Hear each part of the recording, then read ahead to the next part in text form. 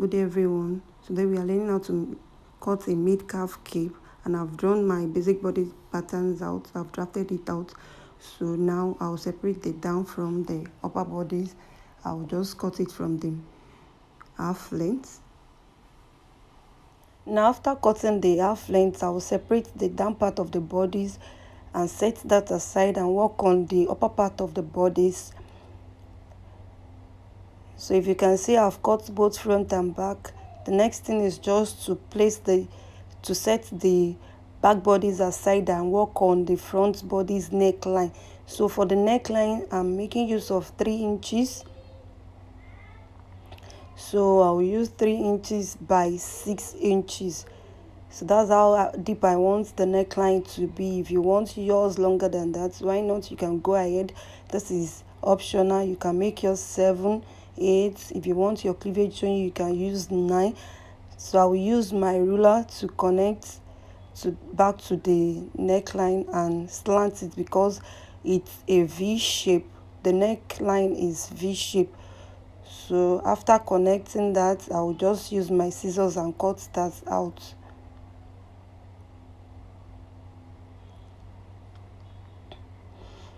Then I'll place this aside and bring back the back bodies. So for the neckline of the back bodies, I'll use 3 inches as well. Then come down with 1 inch. So if you notice, there's no zipper at the back because of the cape.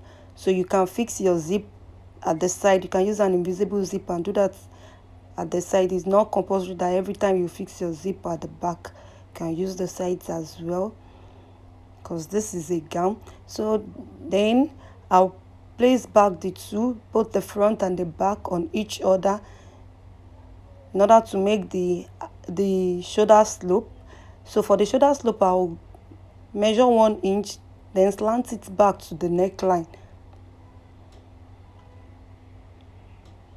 And after that, I'll cut it out.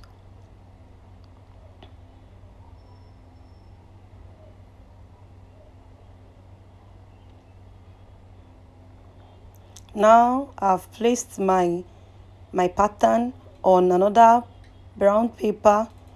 So I use my sellotape to seal it. Then for the neckline, I ensure that the neckline is well placed close to each other, but for the armhole side, I left 1 inch in between the two. I left 1 inch space in between the two. And for the back bodies, if you look at the cape closely, is a bit longer than the half length and not up to the hip length. So I added like 3 inches to the half length of the gown.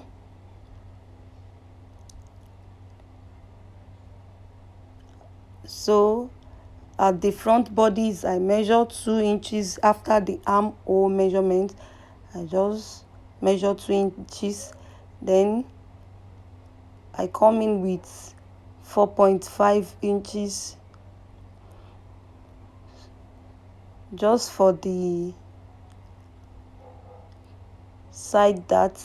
Then I roll that out, and on both sides I measure half inch, half on the right and half on the left. Then I connect it back to the 4.5 inches which I measured earlier.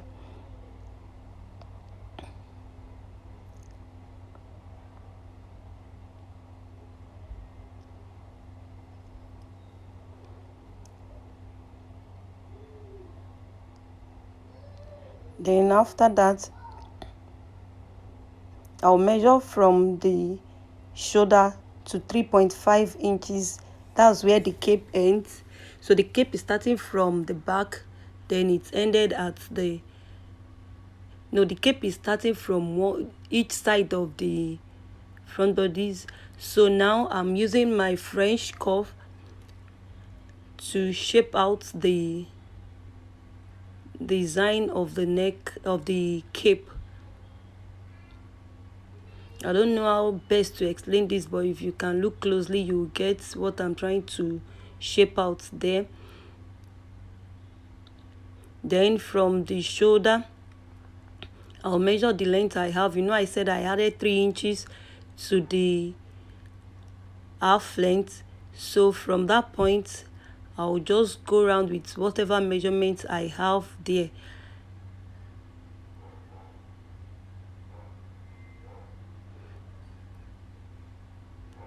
So I'll go around in form of a circle.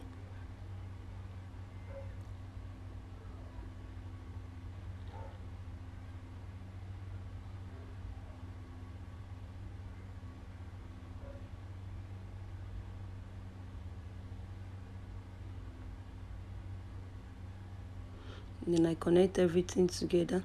So I'll just use my cuff to blend the cape. The front part of the cape is quite different from the back, so that's why I'm using my cuff to blend the two together.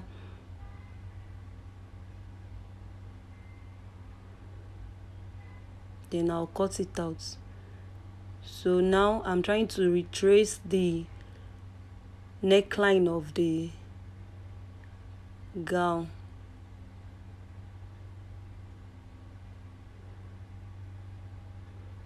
I'll go ahead and cut that out.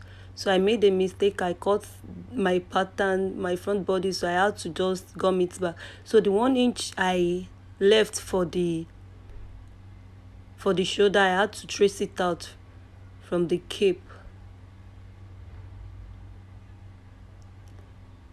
Then I'll cut that out as well, because there is a dart there at the cape.